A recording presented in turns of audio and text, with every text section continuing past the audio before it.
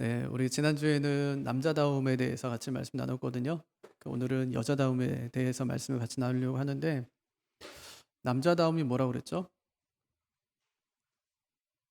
남자다움, 아내를 잘 세워주는 남편. 이 첫 번째. 두 번째, 아내를 잘 양육하고 보호해주는 남편. 세 번째, 한 아내만 죽을 때까지 사랑하는 남편. 이게 아무것도 아닌 것 같아도요, 이게 당시로서는 굉장히 파격적인 얘기였어요. 아내를 세워주고, 아내 양육하고, 보호하고, 한 아내만 사랑하는 거 있을 수 없는 일이에요. 이거 예수 믿지 않는 남편이 아니면 할 수 없는 일이라고요. 왜냐, 그 당시에는 이 여자를 보기를 그냥 집안에 있는 양처럼 봤어요. 집에 기르는 가축 있잖아요, 양. 그게 여자였어요, 그냥. 그냥 물건이에요. 그러니까 남자 주변에는 여자가 많죠. 뭐 남자를 위해서 여자는 존재하는 거니까. 집에도 뭐 첩들도 많잖아요. 아내는 그냥 이 자기 자식 낳아주는 거고, 아니면 첩도 많고, 또 뭐 밖에서는 이렇게 굉장히 음란한 그런 시대를 살았었죠. 실제로 그 로마 제국이 멸망한 이유도 가정이 무너졌기 때문이라고 하잖아요. 가정이 무너지니까 자녀들 교육이 안 되고, 그러다 보니까 나라가 점점 기울어지고, 나중에는 뭐 완전히 멸망하고 말잖아요. 그러니까 그 과거에 그 지중해 연안 있잖아요. 요 지중해 연안, 요 국가들을 보면은 전부 그랬습니다. 그게 이제 일반적이었어요. 그러니까 남자는 굉장히 어찌 보면은 사회적으로 굉장히 높은 신분을 가지고 있는 반면에 여인들은 그렇지 못했다는 거죠. 그러니까 상류계층, 하류계층만 있는 것이 아니었고, 남자와 여자의 역할도 굉장히 분명했다는 것을 알 수가 있어요. 그래서 오늘은 아내의 여자다움에 대해서 생각해 보려고 하는데, 많은 분들이 지난주 말씀을 듣고 저한테 그래요. 아, 목사님 참 우리 남편이 이 말씀 듣고 참 들어서 다행이다. 이 말씀 들어 다행이다. 근데 뭐 들으면 뭐야? 기억도 못 하는데. 뭐 세 가지 기억 뭐 지금 해보니까 그랬나? 이렇게 하지 뭐 그 기억하고 있는 남편이 어디 있겠어요. 예. 또 어떤 분은 이제 이 말씀을 꼭 남편이 들었어야 되는데 이런 분도 계시더라고요. 듣지 못했다는 거예요. 아쉽죠? 근데 뭐 듣나 안 듣나 똑같아요. 변화되지 않으면. 그러니까 진짜 말씀 듣고 나서 기억하고, 아, 내가 진짜 아내를 세워줘야지. 양육하고 보호해줘야지. 또 내가 진짜 한 아내만 죽을 때까지 평생 사랑해야지. 다짐하지 않으면 아무것도 아니라고 이 말씀 들은 것이. 또 오늘 말씀의 본문의 배경을 좀 먼저 살펴볼게요. 예, 제가 그랬죠? 남자는 여자는 이거 참 중요했다고요. 왜냐하면 그 당시 사람들은 이 남자와 여자의 역할은 신이 내려준 거라고 생각했어요. 신이 그냥 정해준 거예요. 그래서 남자가 할 일을 여자가 하거나 여자가 할 일을 남자가 하는 것은 있을 수 없는 일이었습니다. 이 당시 사람들이 남자 여자를 이렇게 구분했어요. 남자는 강하다, 여자는 약하다. 남자는 용감하다, 여자는 겁이 많다. 남자는 관대하다, 여자는 소심하다. 남자는 신중하다, 여자는 수다스럽다. 남자는 이성적이다, 여자는 감정적이다. 남자는 절제되어 있다, 여자는 그렇지 못하다는 거예요. 제가 어저께 설교 준비하고 집에 돌아가서 제가 이거 이제 읽었거든요. 남자는 강하다, 여자는 약하다. 그때 저희 집에 두 여자가 이쪽에 앉아 있었어요. 남자는 용감하다, 여자는 겁이 많다. 이랬더니 처음에는 관심이 없어요. 한번 다 읽었는데 다시 한번 읽었어요. 남자는 강하다, 여자는 약하다. 그랬더니 집사람이 그냥 둘이서 뭐 하고 있다가 내일 엄청난 비난을 받겠구만 그러더라고요, 저한테. 저희 큰애가 뭐라냐면, 아빠 밤길 조심하셔야 되겠어요. 뒤를 조심하세요 그래요. 이게 제 말이 아니라 당시 그냥 사회적인 분위기가 그랬단 말이에요. 남자는 좋은 거 다 하고요. 여자는 뭐 그렇지 않다 이제 그런 거죠. 그래서 만약에 어떤 여자가 남자에게 속한 행동을 하면 그는 남성적인 여자로 간주가 되었어요. 예를 들면은 그리스 신화에 나오는 아가멤논의 아내는 굉장히 남성적인데, 왜 남성적이냐?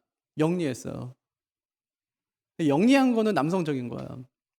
왜냐? 여자들은요, 자기 결정 능력도 없고 또 뭐 절제력도 없고 그렇게 생각했었거든요. 왜 그러냐? 여자가 뭐 그러냐? 따질 필요가 없어요. 그냥 그런가로 그들은 믿고 그냥 사는 거예요.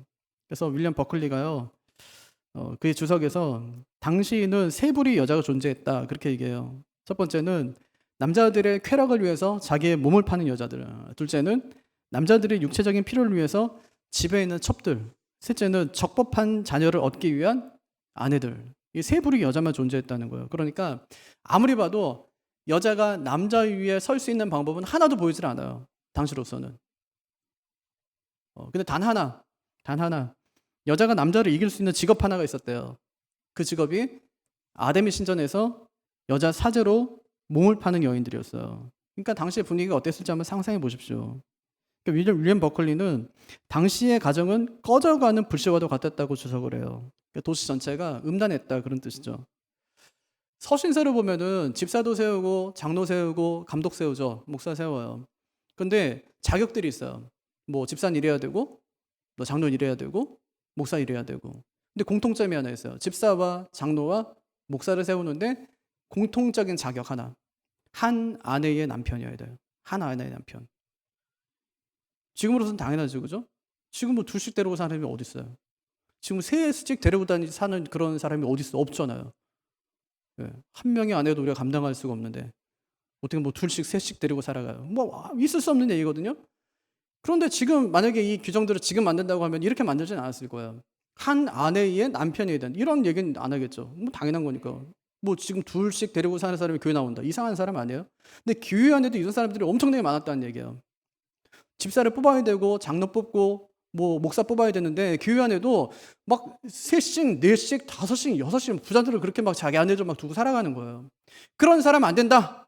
이러니까 어떻게 해야 돼요? 정리해야 돼요.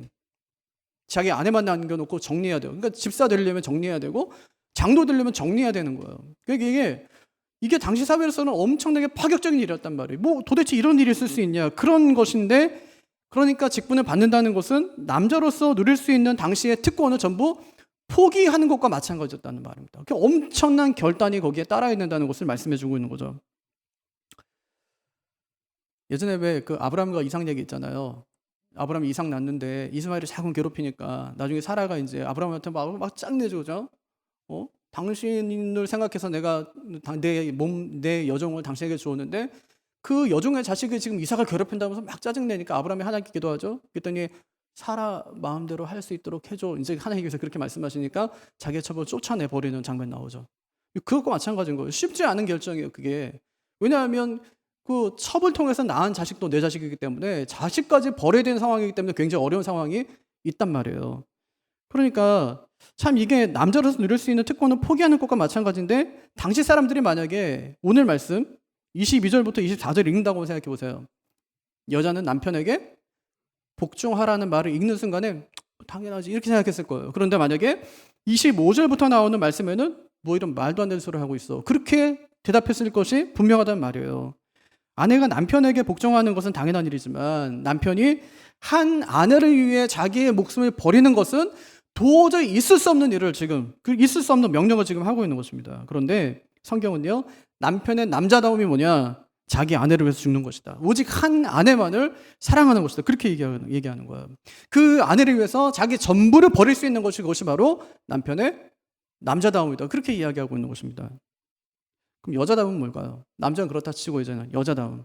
첫 번째가 아내가 남편에게 복종하는 거예요. 22절 보세요. 아내들이요 자기 남편에게 복종하기를 죽게 하듯 하라 그렇게 말씀하죠.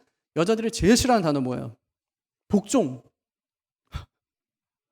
복종 말도 안 되죠, 그죠? 남편에게 복종하라, 뭐 말도 안 되는 소리 하고 있어, 그죠? 뭐 남편이 뭐 잘나가지고 뭐 우리가 복종하라 이렇게 생각할 수 있잖아요. 근데 복종의 헬라어 의미는 뭐냐면 자원에서 자기를 낮추어 양보하는 거예요. 자원에서 자기를 낮춰서 양보하는 거, 이 정도 할 수 있겠죠? 그런 복종이라면 할 수 있겠죠? 자원에서 자기를 낮춰가지고 양보하는 거니까 양보 할 수 있겠잖아요.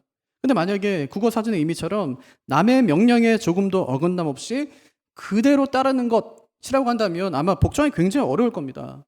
근데 성경이 말하는 복종은요, 누가 시켜서 하는 것이 아니라 자원에서 자기를 낮추어서 양보하는 거예요. 제가 운전 처음 배울 때 운전면허 따고 나서 이제 처음 이제 이렇게 운전을 하러 나갔을 때 동생하고 같이 나가거든요. 동생이 옆에 있다 앉았다 뭐라고 하냐면 형 운전 항상 양보해야 돼 그러더라고요.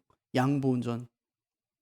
남을 먼저 가게 하라는 거, 배려해주고 하라는 거예요. 그게 이제 안전하다는 거예요. 근데 실제로 아닌 게 아니라 운전 잘하는 사람들 보면은 양보하세요.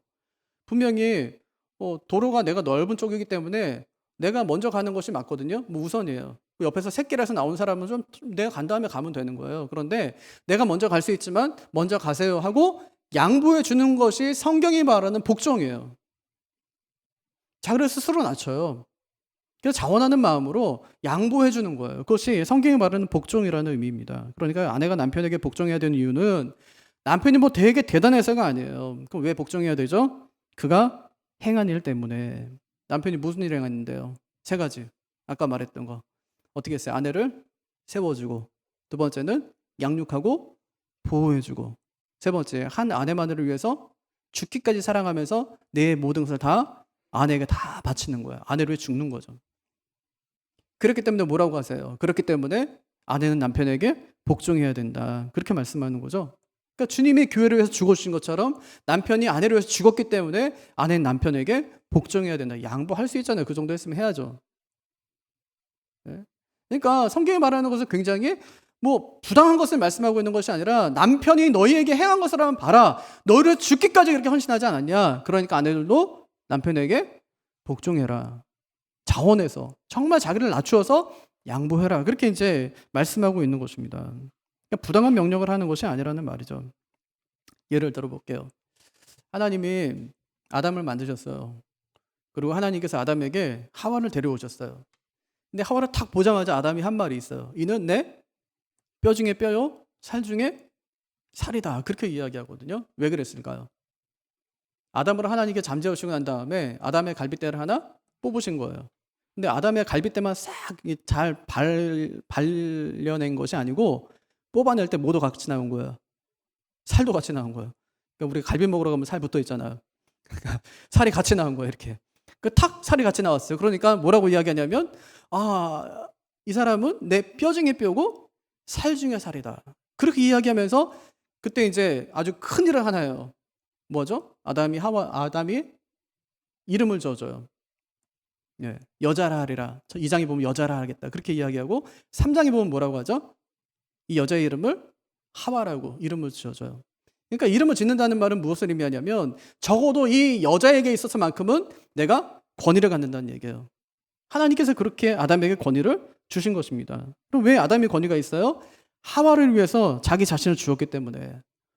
그럼 아담 말고 다른 동물들 중에서 자기의 갈빗대를 빼준 동물이 어디 있어요? 아니 하나님께서 아담은 죽인 거거든요. 우리가 보통 이제 전신마취 한다는 거는 모든 이 생명줄을 끊어놓는 거 아니에요. 다시 안 깨어날 수도 있는 거 아니에요. 그러니까 전신마취 한다고 하면은 그래서 약간 좀 이제 겁이 나는 거잖아요. 그러니까 수면마취 하면은 자다가 깨면 되는데 전신마취 하면 자기의 생명줄을 끊는 것처럼 이제 그렇게 해놓고 수술하고 난 다음에 이제 깨어나게 하는 거니까 만약에 안 깨어나면 죽는 거니까. 그러니까 하나님께서 아담을 잠재우실 때 전신마취 시킨 거예요. 전신마취. 그러나서 아담에게서 이제 갈빗대 하나를 뽑으신 거죠. 그러나서 이제 하와를 갖다 만드신 거니까 그러니까 하나님께서 다른 동물들에게는 암컷이 수컷에 뭐 돕는 배필이다 이렇게 말씀하신 적은 없거든요. 그리고 다른 동물들은 결혼 이런 것도 없어요. 본능에 따라서 그냥 살아가는 거예요, 그냥. 근데 사람은 그렇지 않아요. 사람은요, 하나님께서 그렇게 딱 해놓으시고 난 다음에 하나님께서 하와를 아담의 돕는 배필로 하나님께서 그에게 주세요. 예. 그러니까 왜 그렇게 하셨냐는 거죠. 하와를 위해서 아담이 자기 자신을 주었기 때문이라는 말이에요. 그래서 하나님께서 이 여자들에게, 아내들에게 남편에게 복종해라. 왜요? 남편이 아내를 위해서 죽어줬기 때문에. 그것이 이제 아내가 남편에게 복종해야 되는 첫 번째 이유예요. 약간 뭐 동의가 안 되는 분도 계실 수도 있겠어요. 아이고 뭐 내 남편이 언제 나를 위해서 죽었다고 맨날 나만 죽어나는데 그렇게 생각할 수 있잖아요. 그런데 이것이 만약에 동의가 안 된다. 그래서 하나님께서 또 한 가지 말씀하세요. 왜 아내가 남편에게 복종해야 되냐? 두 번째 이유. 아내는 예수님 때문에 남편에게 복종해야 된다. 23절. 이는 남편이 아내의 머리됨이 그리스도께서 교회의 머리됨과 같음이니 그가 바로 몸의 구주시니라. 여기서 말하는 그는 누굴까요? 남편일까요? 예수님일까요? 예수님이에요. 그가 바로 몸의 구주시니라고 할 때 그는 예수님이에요. 구주는 누굴까요? 이거는 주님일까요? 아니면 구원자일까요? 영어 성경 가지고 계신 분들을 보시면 구원자라고 나와요. 구원자. 그는 예수님이고 여기서 말하는 구주는 구원자세요. 그러니까 이 말은 예수님이 우리의 구원자가 되셨으니 복종해라 그런 뜻이에요. 예수님이 너의 구원자가 되오셨으니, 너를 구원하셨으니, 그러니까 내 말대로 남편에게 복종해라. 그렇게 말씀하는 거예요. 이렇게 한번 설명해 볼게요. 하나님께서 이스라엘을 구원하셨어요. 400년 동안 애굽에서 종살이했는데 그들이 요청하지도 않았는데 하나님께서 그들을 구원하셨어요. 그리고 3개월 만에 시내산에 도착하죠. 거기서 하나님이 십계명을 주세요. 십계명을 주면서 이렇게 말씀하세요. 나는 너를 애굽 땅 종 되었던 집에서 구원해낸 내 하나님 여호와다. 그러니까 뭐 하라는 거예요? 이제부터 내가 하는 명령을 다 지켜 행해라. 왜요? 하나님이 그들을 구원하셨으니까. 다른 이유가 필요하지가 않아요. 오늘 말씀 똑같은데요. 주님께서 왜 아내들에게 남편에게 복종하라고 말씀하실까요? 내가 너희를 구원하였으니까 그렇게 하라. 그거예요. 내가 너희를 구원하였으니까 너희는 그렇게 해라. 다른 이유가 없어요. 뭐 남편이 마음에 들거나 잘나서가 아니라 주님이 하신 명령 때문에 남편에게 복종할 것을 말씀해 주고 계신 것이죠. 그럼 뭐 무조건 다 복종해야 돼요? 아니요. 복종에도 조건이 있어요. 전제가 있다고요. 아내가 복종해야 되는 이유가 뭐예요? 남편이 먼저 생명을 내놓는 헌신을 했기 때문에 아내가 복종하는 거예요. 남편의 헌신적인 사랑 때문에 아내가 남편에게 복종하는 거예요. 그럼 우리가 예수님이 아무것도 안 했는데 막 예수님 사랑하고 그래요? 아니, 그런 건 없어요. 예수님이 우리를 위해서 아무것도 안 했다. 근데 우리가 사랑한다. 그러면 아니죠. 예수님께서 우리를 위해서 대신 죽어주셨기 때문에 우리가 예수님을 사랑하는 거죠. 그러니까 우리가 예수님을 사랑하기 전에 이미 예수님께서 우리를 사랑하셨기 때문에 그 사랑을 근거로 우리가 하나님 주님을 사랑하는 거예요. 요한일서 4장 19절. 우리가 사랑함은 그가 먼저 우리를 사랑하셨음이니라. 우리를 먼저 사랑하셨기 때문에 우리가 주님을 사랑한다는 얘기죠. 여러분 생각해 보세요. 내 남편이 나 위해서 십자가를 졌는데 그 십자가를 진 남편을 위해서 내가 복종하는 걸 가지고 문제 삼을 아내는 한 사람도 없어요. 나를 위해서 목숨을 내어놓은 남편에게 양보하는 문제를 가지고 문제 삼을 아내가 한 사람도 없다고요. 남편에게 나에게 한 것을 생각하면은 그러면 나는 양보 정도가 아니라 좀 더 잘해주고 싶은 마음이 아내들에게 있는 것입니다. 근데 왜 여자들이 복종이라는 말만 나오면 민감하게 반응할까요? 간단해요. 남편들이 아내를 위해서 십자가를 지지 않은 거죠. 남편들이 아내를 위해 살아가질 않는 거예요. 남편의 헌신과 생명을 내놓는 그 돌봄이 없으니까 아내들의 이 복종이 사회 문제가 되고 여성 운동하는 분들에게 교회가 타도의 대상이 되는 거예요. 하지만 이것이 전부 성경을 잘못 이해한 데서 오는 오해들이라는 것입니다. 남편들이 좀 잘 생각했으면 좋겠어요. 왜 내 아내가 왜 저럴까? 왜 그러냐면 내가 그래서 그래요. 네. 지난주 말씀은 좀 다음에 좀 했어야 되는데 이게 바꿔서 좀 했어야 되는데 그 이해가 좀 더 쉬울 수 있는데요. 어쨌든지 남편의 헌신이 먼저 있어요. 주님의 사랑이 먼저 있어요.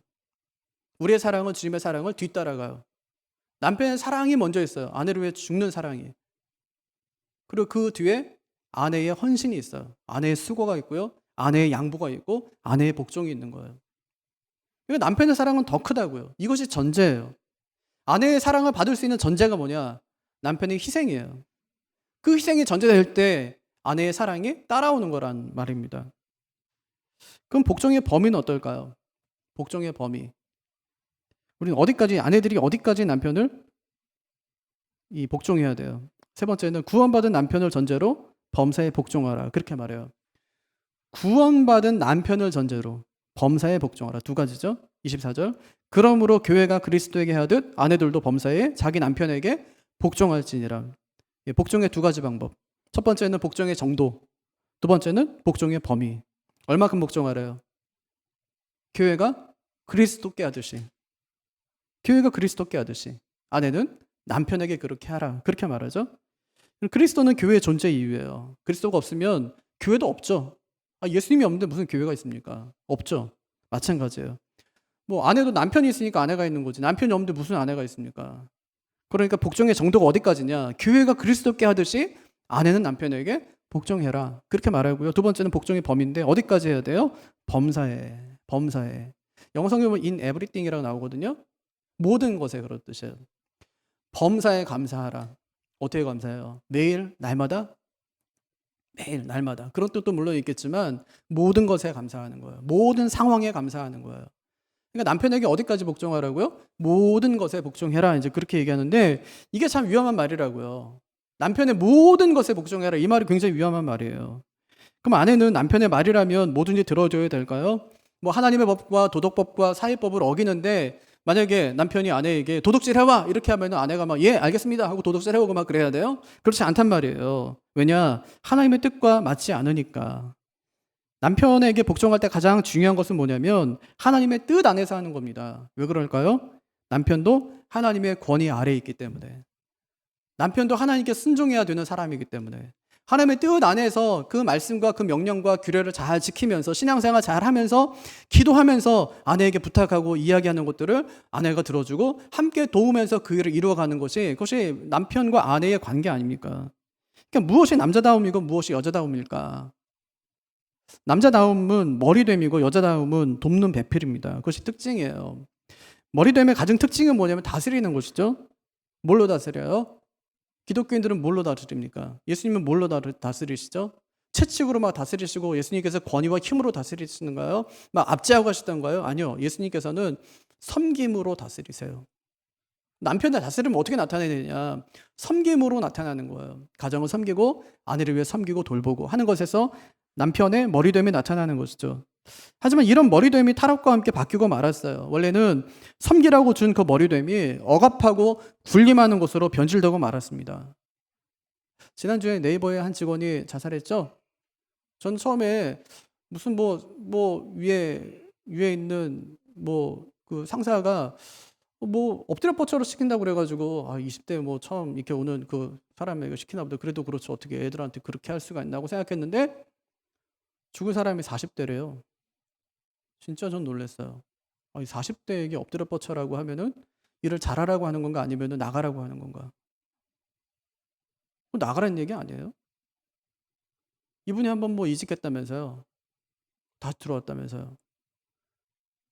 다른 데 옮길 때도 옮기기 전에도 엄청 막 문제를 많이 일으켰다는 이런 것 때문에 너무 강압적으로 사람들을 대하고 막 험한 말하고 군대도 아닌데 얼차려 주고. 그 좋은 기업 아닌가요? 서로 가고 싶은 그런 곳 아닌가요, 거기가? 근데 엄청 고통을 많이 받은 거예요. 게임 업체에 갔는데 거기서도 엄청 문제를 일으키다가 다시 왔대요. 이해가 안 되는 거. 어떻게 이런 사람을 다시 받아줬을까? 누가 받아줬을까 도대체? 같이 일하려고 한 사람 받아줬을까? 아니면 누가 받아줬을까? 그 사람하고 한 번이라도 같이 일해본 사람이라면 그 사람 받아줄 수 있을까? 제 답은 뭐냐면 같이 일해본 사람이라도 받을 수 있겠다는 거였어요.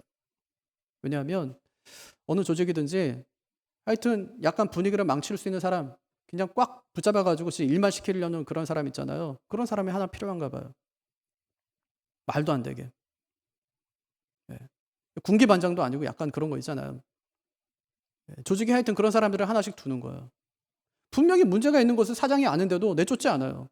오히려 그 사람 하나 때문에 좋은 사람들이 다 나간다니까요. 교회도 마찬가지입니다. 똑같아요. 아니 교육자들을 뽑을 때도 어떤 교회는 아예 그냥 그런 사람 하나 뽑아놔요. 무슨 군기반장도 아니고 그렇게. 진짜 군기라고 말하면 좀 이상한데 동교회 있잖아요. 사관학교 동기담을 센 게 이게 신학교 동교회예요. 저희는 또 신학교가 하나밖에 없잖아요. 교단에. 그러니까 이게 막 서의를 쫙 쓰는 거예요. 그냥 쫙 이렇게요. 군대 조직입니다, 거의. 예. 진짜 심한 그 교회들을 가보면 완전히 군대 조직이에요, 이렇게. 일이 쫙 나눠져 있어요, 밑에부터 시작해서. 맨 밑에 들어가면 현수막 해야 됩니다. 이게 다 정해져 있어요. 그러면 이 사람 하나 나가면은 현수막은 다음 사람이 하는 거예요, 이제. 이렇게 올라가요. 진짜 이상한 사람이 있거든요, 중간에. 분위기 진짜 망치고. 서로의 관계를 깨는 사람이 있거든요. 안 내보냅니다. 이 사람 때 힘들어요, 그러면 힘들어하는 사람 내보내요. 이 사람은 그냥 둬요. 이상하죠? 아니 교회의 머리 되면 그런 것이 아니잖아요. 교회의 리더십은 그런 것이 아니잖아요. 예수님께서 우리에게 보여주신 리더십은 그런 것이 아니잖아요. 섬김의 리더십 아닙니까? 근데 억압하고 군림하는 사람들이 그 안에 존재해요. 교회도 존재하고 사회도 존재하고 가정에도 존재한다고. 만약에 가장이 그런 사람이라고 하면 아마 자녀들은 미쳐버릴 거예요. 빨리 성인돼서 집을 나가는 것이 아마 아이들의 소원일 거라고요. 행복하지 않은 거예요. 아내들도 마찬가지죠. 지금은 남편들이 힘이 있어요. 나중에 힘이 없을 때 그때 아내들이 무슨 생각할까요? 이 사람 다 퇴직하고 이제 나중에 아이들 결혼 다 시켰다. 무슨 생각할까요? 따로 살아야죠. 그래서 황혼이혼이 는다는 거 아닙니까? 50대 이상. 점점 늘어나요, 지금. 그러니까 분명히 성경이 보여준 리더십도 그런 것이 아니고 예수님이 보여주신 것도 그것이 아닌데 우리 죄성이 우리를 그렇게 만든다는 거예요. 이처럼 머리됨이 타락한 존재에게 주어지면 매우 위험한 것이 된다는 말입니다. 자기가 머리라고 함부로 행동하면서 다른 사람에게 피해를 주는 사람은 질서를 어지럽히는 사람이에요. 그래서 24절은 구원받은 남편, 예수 만난 남편, 예수 십자가 앞에서 꼬꾸라진 남편, 그를 전제로 그에게 복종하라 그렇게 이야기하고 있는 거예요. 아무에게나가 아니에요. 진짜 예수 만난 남편, 예수 위에 사는 남편, 어쨌든 이제 말씀 원리대로 살려고 노력하는 그 남편에게 그 남편이 하나님 말씀에 나가지 않는다면 그 남편과 합하라는 거예요. 그런 남편을 만나는 아내가 얼마나 행복할까요? 정말 예수 앞이라면 사족을 못 쓰는 남편, 주의 일을 하면 정말 아무 말도 못하는 그런 남편이요. 그런 남편이 예수가 누군지, 십자가 사건이 무엇을 의미하는지를 아는 남편이 아니겠습니까? 남편이요, 아내를 행복하게 해주는 비결은 다른 데 있지 않아요. 남편이 예수 앞에 붙들려 있으면 그 아내는 정말 세상에서 가장 행복한 아내가 되는 거예요. 진짜입니다. 그 말씀 원리대로 살려고 애쓰는 그 남편, 둔 아내는 세상에서 정말 가장 행복한 아내가 되는 거예요. 여러분도 여러분의 아내가 세상에서 가장 행복한 여자가 되기를 바라지 않습니까? 그렇게 해주겠다고 잘 꼬셔서 우리가 결혼한 거 아니에요. 그러면 먼저 예수 잘 믿는 남편들이 되시기를 바랍니다. 그리고 아내를 잘 섬겨서 아내로부터 섬김을 받는 그런 남편들이 꼭 되시기를 바라요. 네. 그것이 오늘 하나님께서 우리에게 주시는 말씀입니다. 그러면 예수 안 믿는 남편들에게는 예수 믿는 아내들이 어떻게 해야 되냐? 그것도 이제 성경의 원리에 나옵니다. 베드로전서 3장 1절. 아내들아 이와 같이 자기 남편에게 순종하라. 이는 말씀을 순종하지 않는 자라도, 이게 남편 얘기하는 거거든요. 예수 모른다는 얘기예요. 말로 말미암지 않고, 이 아내의 말로 말미암지 않고 그 아내의 행실로 말미암아 구원을 받게 하려 함이니, 그렇게 얘기했어요. 베드로 후서를 읽어보면 남편들에 대한 충고보다 아내들에 대한 충고가 6배나 더 많아요. 왜 그랬을까요? 남편들이 겪는 고충보다 고충도 없어요. 완전 타락했기 때문에 고충도 없어요. 아내들이 겪는 고충이 훨씬 더 컸기 때문에 아내들에게 그렇게 충고를 더 많이 한 것입니다. 특별히 예수 믿는 아내들에게는 더 그랬어요. 요즘에는 아내가 먼저 예수 믿으면 남편을 데려오기가 훨씬 더 쉽죠. 네.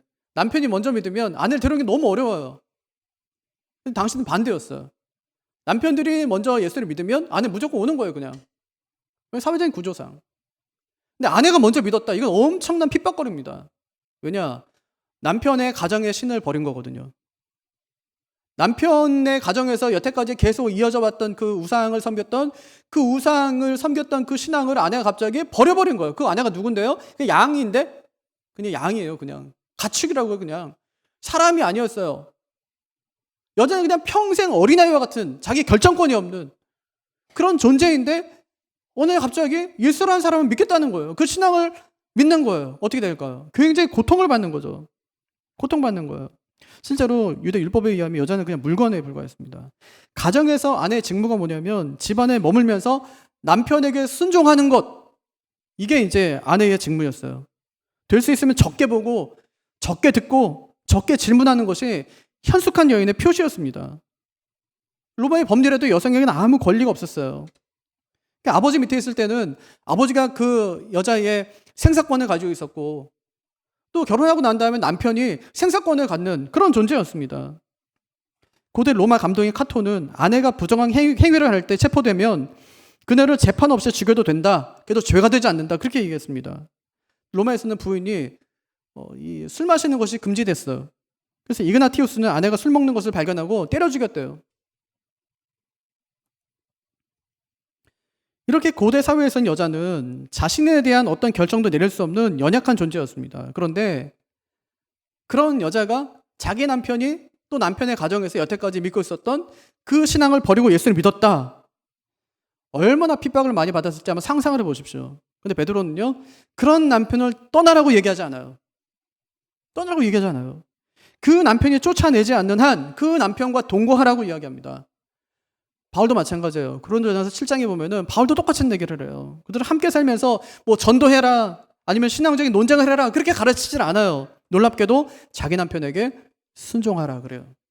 자기 남편에게 착한 일을 하라 그렇게 가르칩니다. 남편의 영혼을 위해서 기도하거나 금식하고 울부짖으라 그렇게 이야기하지 않고 남편에게 착한 아내가 되라 그렇게 가르쳐요. 남편에게 착한 아내. 그래서 윌리엄 버클리가 이 구절을 주석하면서 기독교인이 된 아내의 유일한 무기는 아름다운 생활로 인한 침묵의 설교다 그렇게 얘기했어요. 아름다운 생활로 인한 침묵의 설교다. 이처럼 아내의 순종은 남편을 구원하기 위해 쓰시는 하나님의 방법입니다. 그러니까 이게 얼마나 큰 특권이고 권세냐고요. 남편에게 순종할 수 있다는 거, 또 남편의 말에 양보할 수 있다는 것이 얼마나 아내들이 할 수 있는 큰 특권이냐고요. 누가 남편에게 순종하는 일을 시시하다고 이야기할 수 있겠습니까? 누가 이것을 굴욕적이고 노예나 하는 짓이라고 우리가 이야기할 수 있겠습니까? 그것이 아니에요. 아내가 남편에게 순종하는 것은 하나님이 우리 가정이 이루실 구원의 장대한 드라마를 아름답게 써내려가는 것입니다. 그것이 아내의 순종이었어요. 남편과 아내가 행복하게 살아요. 근데 마지막에 구원받지 못한다. 그럼 그게 무슨 행복이겠어요? 아니 남부러울 것 없이 진짜 떵떵거리며 산다니까요. 갖고 싶은 거 다 가졌어요. 하고 싶은 거 다 했어요. 여행 가고 싶은 거 다 갔어요. 근데 마지막 하나님께 듣는 말이 뭐냐면 지옥! 이러면 그게 무슨 행복이냐고요, 그것이. 그래서 베드로는 남편의 구원의 문을 여는 열쇠가 아내들에게 있다. 그렇게 이야기합니다. 그래서 순종하래요. 순종하라. 이는 너의 남편을 구원하려 함이라. 이 놀라운 특권을 사용하는 아내분들 꼭 되시기를 바랍니다. 진짜 뭐 죽일 수도 없고 살릴 수도 없는 이놈의 남편을 위해서 밤낮 울고 불고 기도만 하지 말고 남편을 더욱더 아껴주고 사랑하는 분들이 꼭 되시기를 바랍니다. 그래서 아름다운 건 이루며 살아가시고 남편들이 아내를 사랑하기를 자기의 모든 것을 다 내어줄 정도로 사랑하고 아내들은 그런 남편의 사랑을 받고 남편을 이해해주고 배려해주고 또 양보해주고 이렇게 아름다운 삶을 살아간다면 누가 보고 있어요? 하나님도 보시겠지만 우리 자녀들이 그걸 다 보고 있어요. 보고 있으면서 하나님께 감사하겠죠? 좋은 엄마 아빠 주신 것에 대한 감사하겠죠. 자신도 꿈을 꾸겠죠. 아름다운 가정, 좋은 가정, 복된 가정 이루며 살겠노라고요. 가장 중요한 신앙 안에서 그것이 이루어진다는 사실을 아이들이 볼 거예요. 그 신앙 안에서 아름다운 가정을, 복된 가정을 이루며 살아가는 모든 가정이 되기를 주님의 이름으로 축복합니다.